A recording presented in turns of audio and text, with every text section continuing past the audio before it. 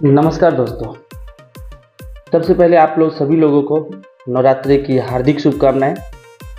और जैसे ही ईद ख़त्म हुई, कल मतलब आज ईद का लास्ट दिन था। आज सबने मुस्लिम भाइयों का जो त्यौहार है ईद, जो पूरे एक महीने से चला आ रहा है, आज वो ईद उन्होंने रात को चाँद देखकर ईद की समाप्ति कर ली, यानी ईद आज ख़त्म हुई। आज का त्यौहार उनका ख़त्म हुआ। अब दोस्तों, कल से हमारा त्यौहार नवरात्रि चालू है, जिसमें नौ दुर्गा की पूजा की जाती है। दुर्गा के 9 रूपों की पूजा की जाती है, देवी माँ की। तो दोस्तों, आप लोगों को भी हार्दिक शुभकामनाएं। नवरात्रि में जो लोग 9 दिन का उपवास हैं, वो अपने सेहत का थोड़ा ध्यान रखें, और जो स्टार्टिंग और लास्ट में उपवास रहते हैं उनकी तो कोई बात ही नहीं है, लेकिन वो भी अपना ध्यान रखें। तो दोस्तों, आज की जो कहानी है मैं लेकर आया हूँ मुंबई से। जी हाँ दोस्तों, आज की जो कहानी शुरू करने से पहले मैं आपको एक बात बता दूं। आप लोग को अगर हमारी वीडियो अच्छी लगती है तो प्लीज़ चैनल को लाइक कीजिए, सब्सक्राइब कीजिए, और वीडियो को शॉर्ट वीडियो न देखें, यानी आप वीडियो को जो भगा देते हैं ना, वो न देखें। आप अगर पूरी वीडियो देखेंगे तो आपके समझ में आएगा कि मैं किस तरह की कहानी आप लोग को बताने की कोशिश करता हूँ। दोस्तों, मुंबई में बचपन से पढ़ाई कर रहे 4 दोस्त, जिसमें बाबा, जय, संजय और मनीष। दोस्तों, ये 4 दोस्त और चारों अलग अलग राज्य से थे। जैसे इसमें जो संजय था वो यूपी से, यूपी के आसपास का, और जो मनीष था वो हरियाणा का। ऐसे करके 4 दोस्त और चारों अलग अलग राज्य के थे। अब इनके साथ होता क्या है, अब इसी के ऊपर ये कहानी है। दोस्तों, ये चारों दोस्त भूत की कहानियाँ सुनने के बहुत शौकीन थे बचपन से ही। वो कहते थे कि हम लोग रात को 2-2 बजे तक, 3-3 बजे रात तक जो है घर में अकेले बैठ के भूत की कहानियाँ सुन सकते हैं। ये चारों दोस्त आपस में बात करते थे, और सब एक दूसरे को कहते थे कि नहीं, नहीं ऐसा नहीं हो सकता, 2 बजे रात को भूत की कहानियाँ। कहते हैं हमने जो सबसे भूतिया कहानी है उसे भी हमने सुना है। इस तरीके से वो चारों दोस्तों में बात हुआ करती थी। दोस्तों, इसमें तो जो संजय होता है, संजय का जो गांव था उत्तर प्रदेश में, उसके गांव में एक हवेली हुआ करती थी। उस हवेली में भूत था, ये संजय ने सुन रखा था। और ये चारों दोस्तों की जो है बातें होती हैं, और उसमें कहते हैं कि जब कभी हम बड़े होंगे और हम कमाना स्टार्ट करेंगे, यानी काम करना शुरू करेंगे, तो हम तुम्हारे गांव चलेंगे और रात को उस हवेली में चलेंगे। ये चारों दोस्तों में शर्त लग जाती है। ऐसे ही करते कुछ साल बीतते हैं। अब क्या होता है, संजय के जो बड़े भाई थे, कुछ पंकज नाम था उनका, संजय के बड़े भाई की शादी होती है, फिक्स होती है। और संजय जो होता है वो अपने सभी दोस्तों को कहता है कि चलो अब शादी में चलना है। और जब शादी का नाम लेते हैं तो फिर माँ बाप भी मान जाते हैं कि ठीक है, अगर बच्चे शादी में जाना चाहते हैं तो कोई प्रॉब्लम नहीं है, जाके आने दो। और ये चारों दोस्त जो है ट्रेन पकड़ के उत्तर प्रदेश के उस छोटे से गांव में पहुंच जाते हैं। दोस्तों, रात को करीब 2-4 दिन रहते हैं, उस हवेली के बारे में पता करते हैं कि क्या हुआ था हवेली में, क्या है वो, यानी इंक्वायरी जो होती है, इस तरीके वो लोग इंक्वायरी करते हैं। और एक रात ऐसी होती है कि चारों के चारों दोस्त छत पर सोए होते हैं, और रात को ही वो जो है पूरे बंदोबस्त के साथ में थे वो, यानी सबने टॉर्च वगैरह सब ले रखी थी, और प्लान करते हैं कि चलो हम सब आज रात जो है इसका खुलासा करेंगे कि वो उस घर में रहता कौन है। अच्छा, दिन में उन्होंने पूरे घर की रेकी कर रखी थी, लेकिन जाना रात को था। लेकिन एक कहावत थी कि उस घर में जो गया रात को वो कभी जिंदा नहीं आया, यानी उसकी मौत होना तय।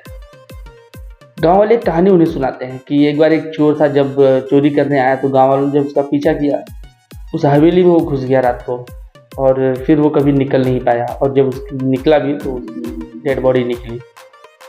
तो ऐसी कहानियाँ जो है वहाँ पे चलती थी।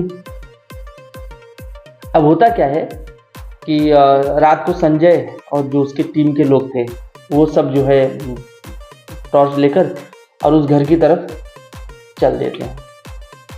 जब वो लोग घर के दरवाजे के पास जब पहुंचते हैं तो इन सबको डर तो लग रहा था, क्योंकि ये आपस में जो है डर रहे थे अंदर अंदर, लेकिन ये एक दूसरे को जाहिर नहीं करना चाहते थे कि हम लोग डर रहे हैं। और यही जो है उनके जो डर था, यही उन्हें आगे चल के भारी पड़ जाता है। अगर उस समय किसी ने कह दिया था नहीं मुझे डर लग रहा है, मुझे नहीं जाना है, तो बात पलट सकती थी, लेकिन उसमें से सब ने कहा कि नहीं हमें चलना है, हमें चलना है, और सब जो है एक साथ जाते हैं।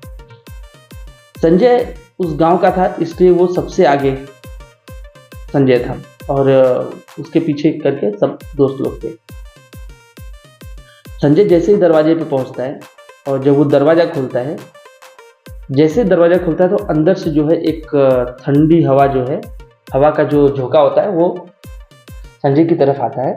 और संजय उस समय भी डर जाता है, लेकिन फिर भी वो हिम्मत करता है, टॉर्च लेके अंदर एंट्री मार लेते हैं लोग, यानी घर के अंदर। जैसे वो एक कमरे से आगे बढ़ते हैं आंगन में जाने के लिए, तो एक बहुत पुराना सा एक नल उस आंगन में लगा हुआ था, और एक पीपल का झाड़, मतलब ज़्यादा बड़ा नहीं कह सकते, लेकिन फिर भी 25 से 30 फीट का एक पीपल का झाड़ वहाँ पे मौजूद था उसके अंदर। जब ये लोग वहाँ जाते हैं, जैसे ही वो लोग आंगन में घुसते हैं, तो पीछे मुड़कर जब देखते हैं तो देखते हैं कि दरवाज़ा अपने आप बंद होगा। जब ये दरवाज़ा बंद हुआ तब इनकी चीखें निकल गई, और ये मतलब डर के मारे जो है ये दरवाजे की तरफ भागने की कोशिश करते हैं, लेकिन जब वहाँ पहुँचते हैं तो दरवाज़ा जाम हो चुका था, दरवाज़ा खुलता नहीं है। अब ये क्या करें, तो ये कहते हैं कि सीढ़ी के सहारे छत पर चलते हैं, और छत से जो है पीछे की तरफ कूद कर निकल जाएंगे। वो ये सोच के फिर आंगन की तरफ बढ़ते हैं, और जैसे ही आंगन की तरफ वो बढ़ते हैं तो देखते हैं कि जो जहाँ से सीढ़ी का रास्ता है, वो दिन में एक बार वहाँ गए हुए थे। जब सीढ़ी के रास्ते की तरफ देखते हैं तो उन्हें ऐसा लगता है कि वहाँ पे कुछ परछाई जो होती है सफ़ेद कलर में, उस तरह सीढ़ी की तरफ में से आती हुई दिखाई देती है। अब इनकी हालत और ज़्यादा ख़राब हो जाती है कि अरे ऐसे कैसे हो सकता है। अब संजय जो मनीष था, जो सबसे पीछे मनीष था, मनीष तो उस समय रोने लगता है मनीष, क्योंकि मनीष ये चारों दोस्तों में सबसे ज़्यादा डर मनीष को ही था, और मनीष उन चारों में सबसे छोटा था। अब जैसे ही वो सीढ़ियों की तरफ बढ़ते हैं हल्का सा टॉर्च लेके, क्योंकि टॉर्च की रोशनी वो परछाई नहीं दिखती, और जैसे टॉर्च बंद करे तो वो परछाई नजर आने लगती, वो जो सफ़ेद कलर का धुआं। जब उस तरफ बढ़ते हैं तो पीछे से उनको बहुत धीमी आवाज़ सुनाई देती है, जैसे कोई उन्हें बुला रहा हो। जैसे ही टॉर्च लेकर वो पीछे की तरफ जलाकर जब पीछे की तरफ कमरे में देखते हैं तो कोई नहीं होता, लेकिन मनीष सबसे पीछे था। जो उसने क्या किया, उसने बिना टॉर्च के एक बार उसने उस घर की तरफ देखने की कोशिश की, और जब उस घर की तरफ देखा तो वहाँ पे उसे लगा कि एक महिला है जो मुंडी नीचे करके बड़े, और अपने जो बाल थे वो आगे करके खुले बाल को नीचे आगे की तरफ की थी, और सफ़ेद साड़ी में वो खड़ी थी। लेकिन जैसे ही संजय वहाँ टॉर्च मारता वो गायब हो जाती। फिर बाद में संजय ने जब आगे टॉर्च की आगे देखने के लिए, फिर जो है वो महिला दिखने लगती है, और जब वो महिला अपना जो सर था जब उठाती है तो उसकी आंखें एकदम सफ़ेद, और जब इस तरीके से वो देखते हैं तो वो कहती है, वो मनीष कहता है, मनीष संजय से कहता है कि पूछो ये कौन है।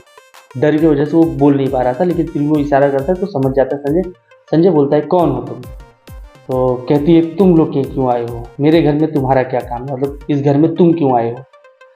तो संजय जो होता है कहता है कि हम यहाँ किसी से मिलने आए हैं। तो कहती है जिससे मिलने आए वो मैं ही हूँ।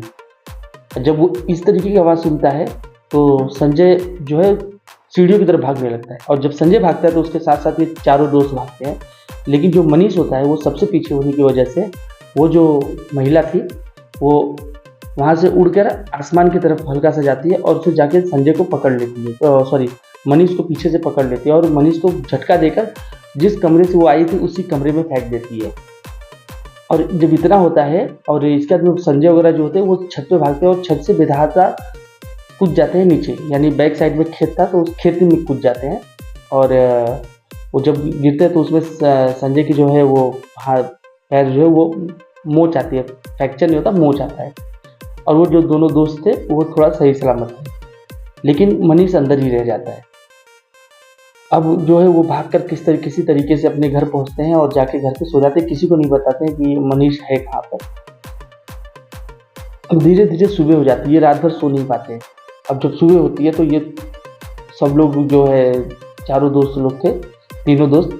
ये जो है फिर से गांव के किसी एक बुजुर्ग को लेकर उस घर की तरह अंदर फिर जाने की कोशिश करता है और उस बुजुर्ग को बता देते हैं कि हम रात में आए थे, ऐसा ऐसा हुआ था और मनीष अंदर ही है। जैसे मनीष का नाम लेते हैं और वैसे ही सब जो है वो बुढ़ा जो है उसके साथ तुरंत घर के अंदर जाता है और जाके जब देखता है तो मनीष होश में रहता है, मतलब बेहोश नहीं हुआ होता है, मनीष होश में रहता है, लेकिन उसकी पूरी बॉडी अकड़ गई थी। वो बॉडी कुछ काम ही नहीं, जैसे लकवा ग्रस्त हो जाता है ना, इस तरीके से हो गया था। फिर गांव वाले जो है तो वो बुढ़ा और गांव वालों को बुलाता है, बुजुर्ग जो इंसान था वो लेकर उसे बाहर आते हैं, डॉक्टर वगैरह के पास जाते हैं, सब जगह जाते हैं, लेकिन कोई फर्क नहीं पड़ता। फिर ये लोग एक तांत्रिक के पास जाते हैं और तांत्रिक को पूरी बात बताते हैं। तांत्रिक कहता है कि ठीक है, मैं कोशिश करूँगा, मैं इसे ठीक कर लूँगा। लेकिन वो भी बहुत कोशिश करता है, लेकिन मनीष ठीक नहीं होता। और जिस दिन शादी होती है, जिस दिन यानी शादी हो जाती है, बारात जाके आ जाती है, उस दिन रात को ये लोगों का प्लान होता है कि अब दूसरे दिन हम लोग को यहाँ से मुंबई के लिए निकलना होगा। और मनीष जो है वो उसकी तबीयत तो अभी भी वैसी की वैसी है। अच्छा, उसके घर वालों को भी बताया जाता है कि ऐसा ऐसा हुआ है।